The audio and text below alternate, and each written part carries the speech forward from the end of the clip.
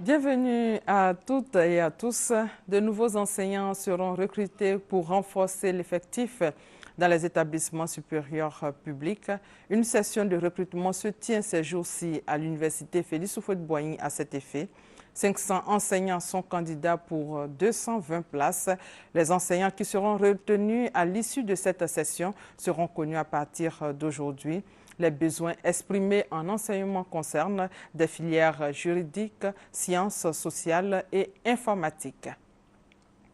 Raquettes, absentéisme, mauvais accueil, vol, lacisme. La ministre Raymonde Goudou-Kofi au directeur des hôpitaux hier. Ne vous accommodez pas des brebis galeuses. Madame le ministre a une fois de plus tiré la sonnette d'alarme quant au mauvais comportement des hommes et des femmes en blouse blanche dénoncés dans la presse par les populations à maintes reprises ces derniers temps. Michel Digré pour plus de détails. Le diagnostic établi par le ministre Raymonde Goudou-Kofi, après avoir sillonné les centres de santé de Côte d'Ivoire, est critique. Les structures sanitaires sont gangrénées par le racket et la fraude. Trop de faits déplorables me parviennent, des faits regrettables, voire indignes de notre corporation. Et cela doit nous interpeller quotidiennement. Si je dois commencer à citer tout ce qui se passe, dont j'ai été moi-même parfois témoin vivant, je vous assure qu'on ne sortirait pas d'ici ce matin. Il faudra mettre des matelas. Pour éradiquer ces maux dans les hôpitaux, le ministre de la Santé entend opérer un traitement de choc. Nous allons briser les différents cartels, ça je le dis. Nous sommes décidés, nous allons briser les différents cartels, aussi bien au niveau de la chaîne du médicament qu'au niveau même des infrastructures sanitaires. Rien ne justifie que l'on rackette un malade alors que l'on sait pertinemment que la guérison des malades, l'accueil, n'est-ce pas, contribue à pratiquement 50% dans la guérison d'un malade, de quelqu'un qui franchit les portes d'un hôpital ou d'une structure sanitaire.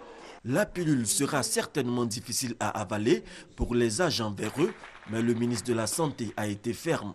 Les prescriptions mentionnées sur l'ordonnance doivent être suivies à la lettre dans tous les établissements sanitaires. Rigueur, professionnalisme et probité sont à appliquer au quotidien. Le Comité national de surveillance du travail des enfants, CNS, a organisé hier un atelier de formation à l'intention des éléments de la sous-direction de la police criminelle et des brigades de la gendarmerie nationale en charge de la lutte contre la traite et la délinquance juvénile. C'était au cabinet de la première dame à Cocody. Le président du comité interministériel de la lutte contre la traite, l'exploitation et le travail des enfants, le ministre d'État, ministre des Affaires sociales et de la formation professionnelle Dosso Moussa s'est félicité de l'engagement de la première dame, Mme Dominique Ouattara, à faire reculer le fléau de la traite, de l'exploitation et le travail des enfants. Dans l'actualité africaine au Mali, le candidat Ibrahim Boubacar Keïta est donné largement vainqueur de l'élection présidentielle. Soumaïla Cissé a admis sa défaite au lendemain du second tour de cette élection. Il s'est rendu chez Ibrahim Boubacar Keïta, son adversaire, et l'a félicité avant même la publication des résultats officiels.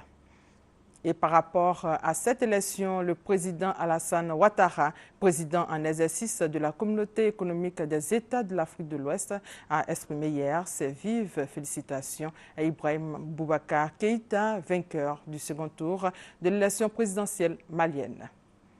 La tension toujours vive en Égypte avec cette dispersion sanglante des promossis au Caire. L'opération a déjà fait au moins 43 morts.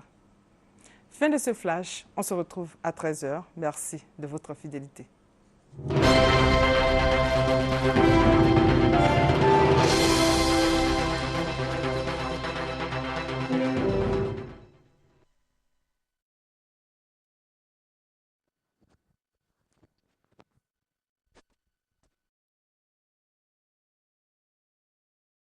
et la RTI vous propose des retransmissions en direct, des émissions spéciales comme le panier matinal ou encore Bonjour à